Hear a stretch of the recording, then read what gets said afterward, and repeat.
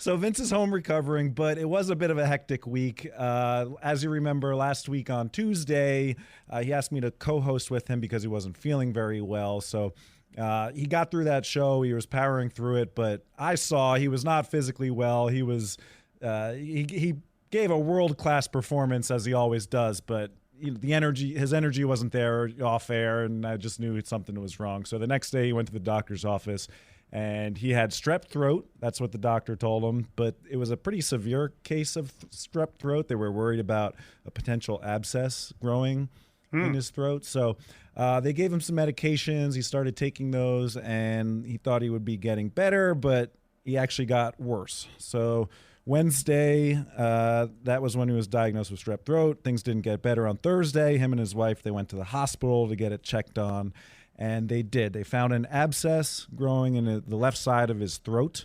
It was a fairly large one. He said it was 1 centimeter wide by 5 centimeters long, which is about the size of an AR bullet, if you think of it in those terms. I mean, that's pretty large.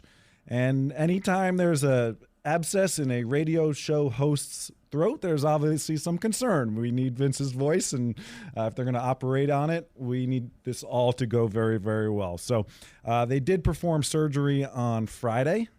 They put him under for it. He was under for quite a few hours. And on Saturday, he woke up from that. I had a chance to visit him in the hospital, and it's hard to see Vince like that. He had tubes down his throat. He wasn't able to speak. His wife was communicating everything that had happened, but he still had his sense of humor. He typed on his phone. He said, "Of course, this abscess is growing the left side of my throat. It's always the left trying to censor me."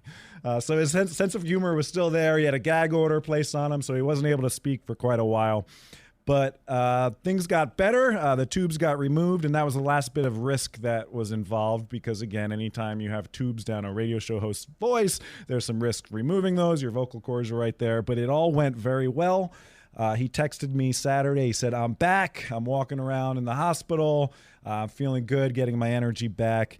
And that was an update on Saturday. And so I got a phone call yesterday, Sunday afternoon, and to my surprise and much pleasure, as Vince Coglianese was on the other line. He was able to talk to me for a little bit, give me a little bit of update. His voice sounded exactly how I remember it. It was all perfect in every single way, and he told me, really good. He misses everybody. He is just chomping at the bit to get behind a microphone, especially with this crazy historic news cycle. He has so much to say.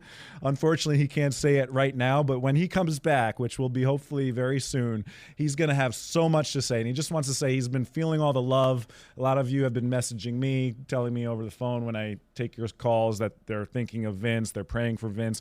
I've been relaying those messages over to him. He feels those concerns, he feels those prayers, and he thanks you all for them, and he cannot wait to get back. We were unfortunately without Vince last night at the Free Speech Forum over at the Birchmere in Alexandria. We had a great time with Larry, Chris, Mark Levin, Julie, Patrice, and something was definitely missing, and not having Vince there, it hurt right in the feelings, Mike. I missed him so much, and I know he really wanted to be there to meet so many of you great listeners as well. But that's the update. He's doing well. He's at home.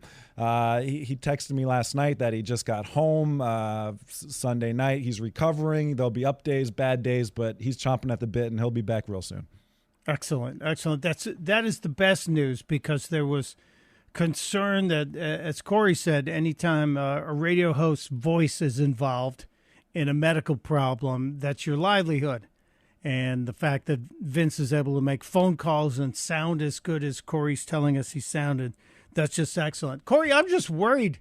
I know we're waiting to see when Vince will return here to the studio, to his microphone, to his chair, to his audience. Is there a prognosis on how soon the bourbon cabinet can be reopened again? Well, when I visited him in the hospital, we did bring him a nice bottle of bourbon. And I said, "Sorry, Vince, you can't drink it now, but this is incentive to get better." So my bet is that he is going to get better real soon, because he's probably pretty thirsty at this point. Yeah, I'm sure. Vince has a great collection of bourbon, by the way, Mike. I don't know if you've ever seen it. I've never seen his collection, but we had a bourbon discussion at CPAC, and I'm sure we'll continue that discussion going forward. That's a good idea. I might have to break out one of my bottles and send it to him as a good incentive to get healthy and do everything the doctors say, because you don't want to relapse in any way, shape, or form. I'm just thinking about the size of that abscess, and it's not true. Abscess does not make the heart grow fonder. I don't care. Oh, that's terrible. I apologize I to take everyone. that laugh back. I didn't mean to laugh at that. That was awful. You did, though. But it's okay. Damn it. Well, thank you. Vince Coglianese on the mend, speaking, but not ready to be on the microphone yet, still dealing with some of the healing after that situation with the possibly the world's worst strep throat case I've ever heard, that went straight to abscess, and a significant woman. God bless the doctors and nurses and everybody who took care of him. And Vince, get well soon, my friend. Really, really miss you like a front tooth, as they say. Thank you, Corey. That's much appreciated. Thank you, Mike.